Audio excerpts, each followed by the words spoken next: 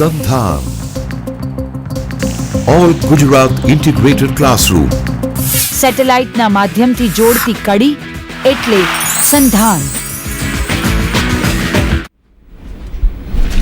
નમસ્કાર મિત્રો, વિદ્યાર્થી મિત્રો, આજે આપણે ફરીથી ગુજરાત હાયર એજ્યુકેશન ડિપાર્ટમેન્ટના આ સુંદર મજાના સંધાનના માધ્યમથી એક એકાઉન્ટન્સી વિષયના નવા જ ટોપિકની ચર્ચા કરવા માટે એકત્રિત થાય છે. ત્યારે હું doctor Kamlesh Dave, Bhalodia women's college Rajkot, અને મારી સાથે અત્રે રાજકોટથી જ પધારેલા પીડી માલવિયા કોમર્સ કોલેજના સિનિયર પ્રાધ્યાપક ડૉક્ટર મનોજભાઈ દવે, કે જેઓ પીડી માલવિયા કોમર્સ કોલેજમાં છેલ્લા 24 વર્ષથી એકાઉન્ટન્સી ડિપાર્ટમેન્ટના હેડ તરીકે એટલે કે અધ્યક્ષ તરીકે પોતાની વિષયમાં નિષ્ણાંત તરીકેની સેવા આપે છે.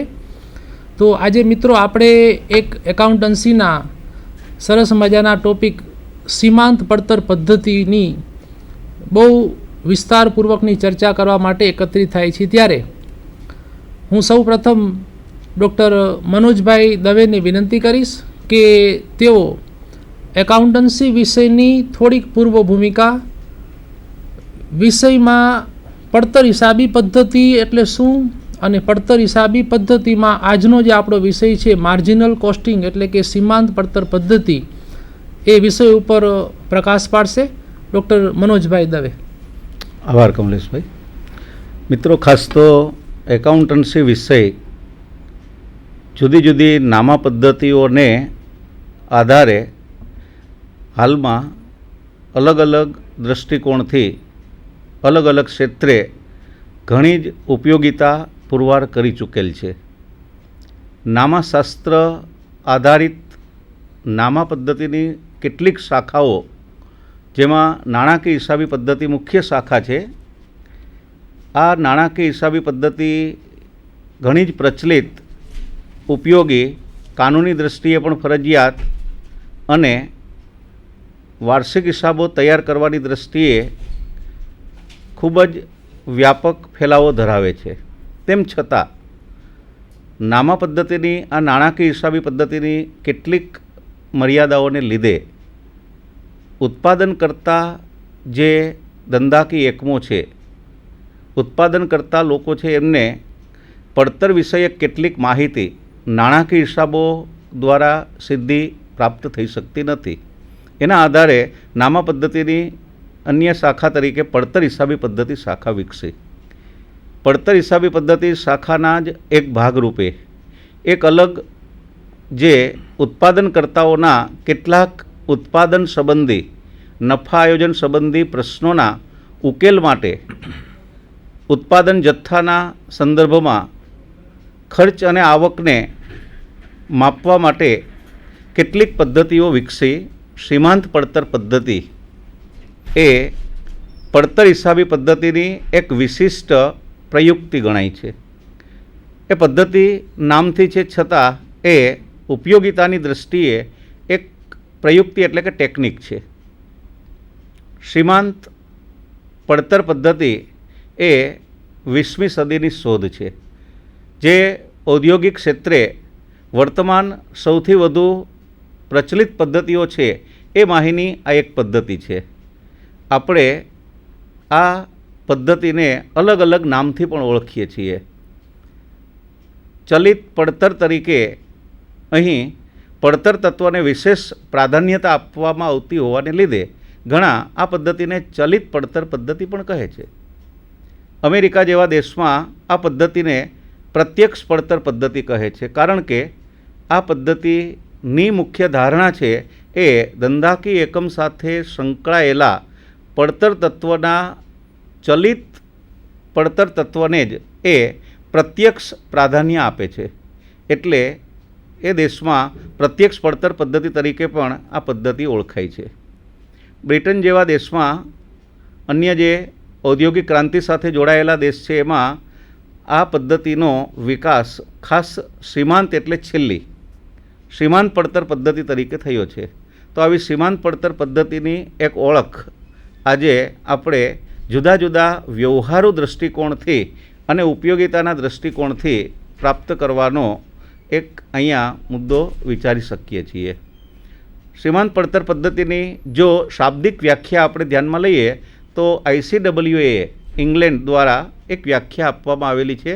સીમાંત પડતર એટલે ઉત્પાદનની અમુક સપાટીએ જો ઉત્પાદનમાં 1 એકમનો વધારો કે ઘટાડો કરવામાં આવે તો તેના થકી કુલ ઉત્પાદન પડતરમાં જે ફેરફાર થાય એ ફેરફારને જે પદ્ધતિ રજૂ કરે છે એ આ સીમાંત પડતર પદ્ધતિ છે. એ અર્થમાં સીમાંત પડતરનો એક અર્થ એવો પણ આપણે કરી શકીએ કે સીમાંત પડતર એટલે શું? તો જવાબ છે સીમાંત પડતર એ ચલિત ખર્ચનો સરવાળો છે. આપણે મિત્રો જાણીએ છીએ પડતરના જે આવશ્યક તત્વો છે એમાં માલસામાન, મજૂરી અને અન્ય પ્રત્યક્ષ ખર્ચા એ બધા ચલિત તત્વને આધારે નક્કી થાય છે. ઉત્પાદનના જથ્થાના બદલાવ સાથે એને એકમ દીઠ નજીકનો સંબંધ છે. તેમ છતાં કુલ પડતર સાથે સંકળાયેલું એક બીજું તત્વ છે સ્થિર ખર્ચ. તો અહીંયા સ્થિર ખર્ચ અને ચલિત ખર્ચની એક વર્ગીકરણની જે આખી પદ્ધતિ છે એનો ઉપયોગ કરીને સીમાંત પડતર પદ્ધતિ છે એ અપનાવવા પાછળની એક આખી નામા પદ્ધતિ આધારિત પડતર વિષયક ગણતરીઓ રહેલી છે. તો એ દૃષ્ટિએ સીમાંત પડતરની ઓળખ જો વધુ આપણે સમજવાનો પ્રયાસ કરીએ તો એની કેટલીક લાક્ષણિકતાઓ છે એ આપણે જોઈ શકીએ. જેમ કે આ પદ્ધતિ છે એમાં કુલ પડતરની અંદર સ્થિર ખર્ચ અને ચલિત ખર્ચ એવા બે વર્ગીકરણ છે એ સામાન્ય છે. એ વર્ગીકૃત કરવામાં આવે તો જ આ પદ્ધતિ છે એ એની ઓળખ આપી શકે છે. સીમાંત પડતર નક્કી કરતી વખતે ફક્ત માત્ર ને માત્ર ચલિત ખર્ચ જ ધ્યાનમાં લેવાય છે, સ્થિર ખર્ચ છે એ ધ્યાનમાં લેવાતા નથી. બીજું, તૈયાર માલ અને અર્ધ તૈયાર માલ કે પ્રક્રિયામાં રહેલો માલ સ્ટોક મૂલ્યાંકનની દૃષ્ટિએ જ્યારે એના માપનનો પ્રશ્ન ઉપસ્થિત થાય તો ચલિત પડતરને આધારે જ એનું માપન કરવામાં આવે છે. એટલે કે તૈયાર માલનો સ્ટોક, અર્ધ તૈયાર માલનો સ્ટોક કે અન્ય સ્ટોક આ પ્રમાણે જો મૂલ્યાંકિત કરવામાં આવે તો ચલિત પડતર એની શોધવી જરૂરી બને છે. એવી જ રીતે વેચાણ કિંમતમાંથી સીમાંત પડતર એટલે કે ચલિત પડતર બાદ કરતા તફાવતની જે રકમ મળે તેને ફાળો કહેવામાં આવે છે. ફાળો એ નફા આયોજન કે નફાની સાથે જોડાયેલી કોઈ એક વિશિષ્ટ હિસાબી ઓળખ છે જેને વસ્તુના ઉત્પાદન પછી એને વેચવાથી પ્રાપ્ત થતી જે નફાની રકમ છે એ સ્થિર ખર્ચ ધ્યાનમાં લીધા સિવાય જ્યારે વિચારવામાં આવે ત્યારે એને આપણે ફાળા તરીકે ઓળખીએ છીએ. તો વેચાણ કિંમતમાંથી ચલિત પડતર એટલે કે સીમાંત પડતર બાદ કરતાં જે તફાવત મળે છે તેની અંદર સામાન્ય રીતે સ્થિર ખર્ચ હોય છે, નફો હોય છે. સ્થિર ખર્ચ અને નફાનો સરવાળો સામાન્ય રીતે ફાળો ગણાય છે, કારણ કે વેચાણ કિંમતની અંદર બધી જ પડતરનો સમાવેશ થાય છે, નફાનો પણ સમાવેશ થાય છે. તો એ દૃષ્ટિએ અહીંયા આપણે જે વસ્તુનો ફાળો ઊંચો હોય એ નફાની દૃષ્ટિએ નિર્ધારિત કરવા માટે સીમાંત પડતર પદ્ધતિ તરીકે ઉપયોગમાં આવે છે.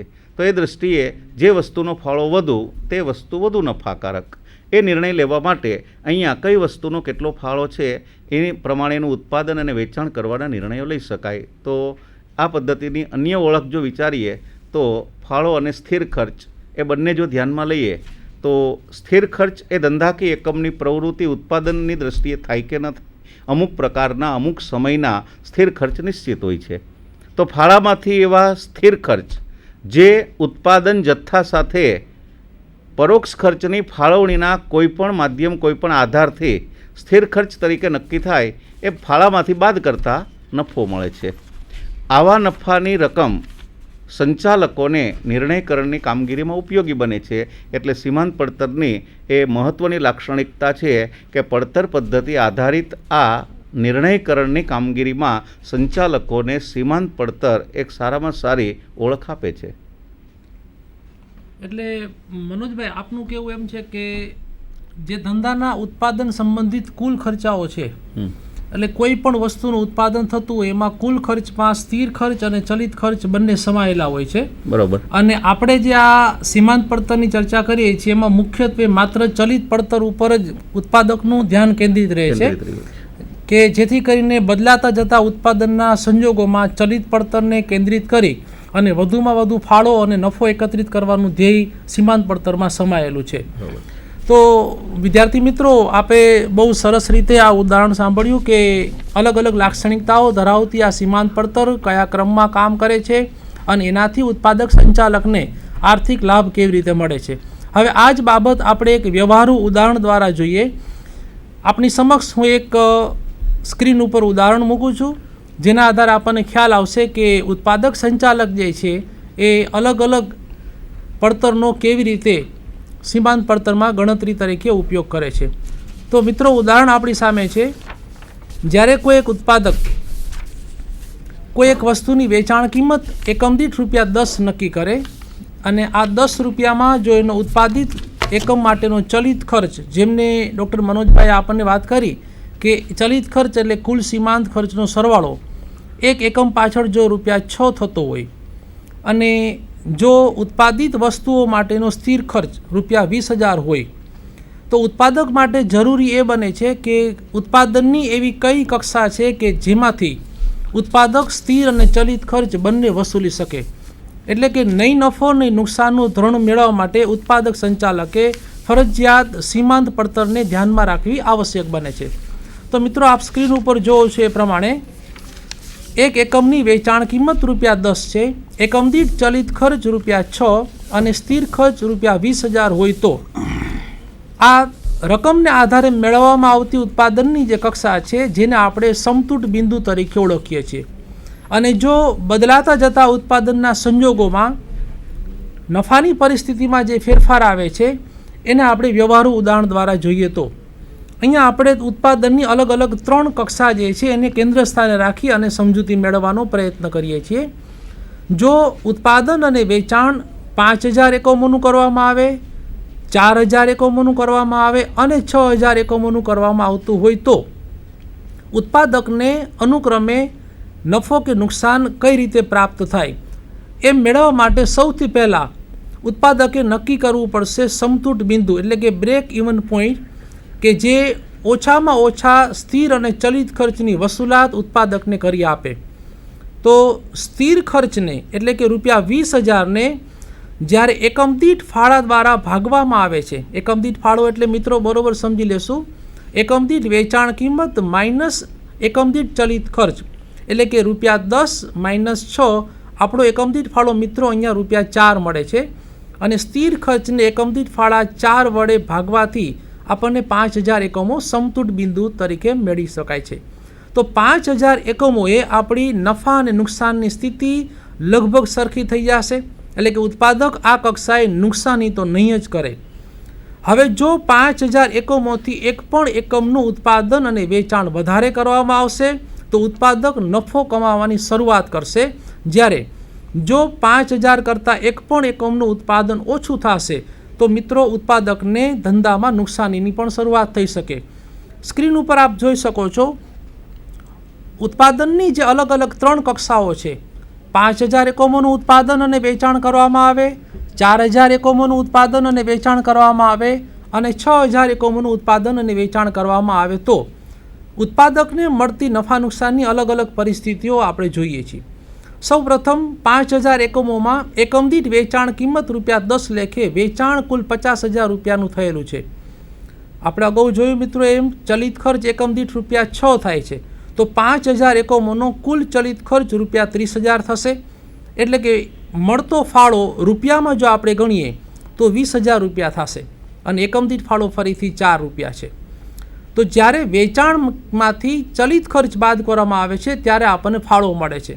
હવે જો આ ફાળો 5,000 એકમો પાછળ કરવામાં આવતા સ્થિર ખર્ચ કરતાં વધારે હશે તો નફો થશે, સમકક્ષ હશે તો નફો કે નુકસાન કંઈ પણ પરિણામ આપણને નહીં મળે. અને જો ફાળો સ્થિર ખર્ચ કરતાં ઓછો હશે તો નુકસાનીનું પરિણામ આપણને જોવા મળશે. હવે આ જ વસ્તુ આપણે કોલમ નંબર 2માં 4,000 એકમોમાં જોઈ શકીએ છીએ. જ્યાં વેચાણ 40,000 રૂપિયાનું છે, 4,000 એકમો ગુણ્યા 10 રૂપિયા. ચલિત ખર્ચ ફરીથી એકમ દીઠ રૂપિયા 6 લેખે 24,000 રૂપિયા કુલ ચલિત ખર્ચ. અને મળતો ફાળો 5,000 એકમોની સરખામણીએ ઘટીને રૂપિયા 16,000 થાય છે, જે પ્રથમ આપણને 20,000 મળતો હતો. તો મિત્રો ફાળો 4,000 રૂપિયા ઘટવાનું કારણ આપણે જોઈએ છીએ કે એકમો 5,000માંથી ઘટીને 4,000 થયા. તો 1,000 એકમોનો એકમ દીઠ 4 રૂપિયા લેખે ઘટેલો ફાળો 4,000 છે. અને માટે સ્થિર ખર્ચ જો 20,000 આપણે ફરીથી આધાર તરીકે લઈએ તો ફાળામાંથી સ્થિર ખર્ચ બાદ કરતાં 4,000 એકમોની સ્થિતિએ આપણું પરિણામ નુકસાની આવે છે. તો નુકસાની 4,000ની થઈ. અને અંતિમ વિકલ્પ તરીકે જો ઉત્પાદન અને વેચાણ આપણે 6,000 એકમોનું કરીએ તો કુલ વેચાણ એકમ દીઠ 10 લેખે 60,000 રૂપિયા. એકમ દીઠ 6 જે આપણો ચલિત ખર્ચ છે, એટલે કે સીમાંત પડતર, જે ડૉક્ટર મનોજભાઈ આપણને પહેલાં પણ વાત કરી કે સીમાંત પડતર એટલે ચલિત ખર્ચનો સરવાળો. તો 6,000 ગુણ્યા 4 એટલે કે આપણે 6 એટલે કે 36,000 રૂપિયા આપણો કુલ ચલિત ખર્ચ થયો. અને પરિણામે મળતો ફાળો અગાઉના બંને વિકલ્પ કરતાં સૌથી મહત્તમ એટલે કે રૂપિયા 24,000 મેળવી શકાય છે. હવે જો મિત્રો વિકલ્પ નંબર 1, 2 અને 3 ત્રણેય કક્ષામાં સ્થિર ખર્ચની રકમ રૂપિયા 20,000 છે. એટલે કે જ્યારે આપણી નફાની શરૂઆત થાય છે, નફો હંમેશા ફાળાથી શરૂ થાય છે. જો ફાળો સ્થિર ખર્ચ કરતાં વધારે હશે તો જ ઉત્પાદક નફો મેળવી શકશે. અને ત્રીજા વિકલ્પમાં પરિણામ સ્વરૂપે આપણને નફો રૂપિયા 4,000 રૂપિયા જોઈ શકાય છે. બીજો એક ખ્યાલ અહીંયા મિત્રો એ પણ જોઈ લે, જે આગળ ઉપર મનોજભાઈ આપણને વિસ્તૃત રીતે સમજાવશે કે વેચાણ આધારિત ચલિત ખર્ચ અને ફાળો બંને હંમેશા ટકાવારી સંબંધે સરખા હોય છે. જેમ કે પ્રથમ વિકલ્પમાં વેચાણ 50,000 છે તો એના 60% લેખે આપણને ચલિત ખર્ચ 30,000 રૂપિયા મળે છે. અને બાકીના 40% લેખે ફાળો જે છે એ 20,000 રૂપિયા છે. તો આ જ વસ્તુ તમે બીજા અને ત્રીજા વિકલ્પમાં પણ જોશો તો મિત્રો વેચાણ ખર્ચ આધારિત ચલિત ખર્ચ અને ફાળાની ટકાવારી પહેલાં વિકલ્પ જેટલી જ જોઈ શકાશે. એટલે કે 40,000ના 60% એટલે કે 24,000 ચલિત ખર્ચ અને 40,000ના 40% લેખે